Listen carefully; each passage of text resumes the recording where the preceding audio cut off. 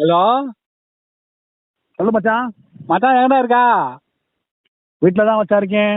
மச்சான் எப்பவுமே நான் எப்ப பார்த்தாலும் டேய் முட்டா பையா டேய் தற்கூரின்ட்டு இல்ல நீ என்ன?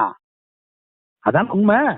டேய் இன்னைக்கு நான் ஒருத்தன் ஏமாத்தி வந்துக்கிறேன் மச்சான்.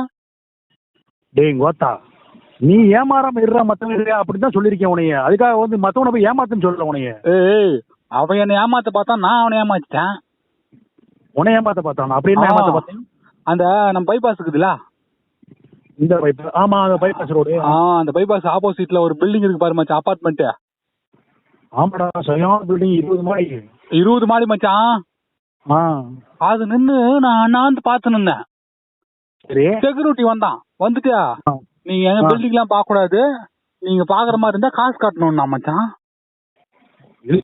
இருந்திருக்கோம் மூஞ்சி. சொல்லு. ஏய் புள்ளா கேள்றா, என்னத்துக்கு காசு கட்டணும், எப்படி கட்டணும்னு கேட்டேன். நீங்க ஒரு ஃபர்ஸ்ட் ஃப்ளோர் பாத்தீங்கன்னா 10 ரூபா கட்டணும், செகண்ட் ஃப்ளோர் பாத்தீங்கன்னா 20 ரூபா கட்டணும், எத்தனை ஃப்ளோர் பாக்குறீங்க அவ்வளோ காசு கட்டணும்ட்டான். ஒரு ஃப்ளோருக்கு 10 ரூபான்ட்டான். நீ இப்ப பாத்துட்ட, நீ சொல்லு காசு கொடுக்கணும், நீ எதை மாத்த சொல்லு பண்ணா. நானு 10வது மாடி வரையும் பார்த்தேன் அப்படின்னேன். அப்ப 100 ரூபா கொடு அப்படின்ட்டான். நானு 100 ரூபா கொடுத்துருவேன் மச்சான். 100 ரூபா கொடுத்துட்டியாடா? கொடுத்துட்டேன் மச்சான். அட இழுச்சா. டேய் இருடா புள்ள கேள்றா.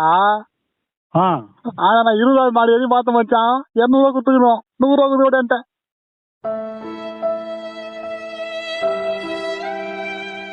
அட தப்பி போனை விட கோத்தா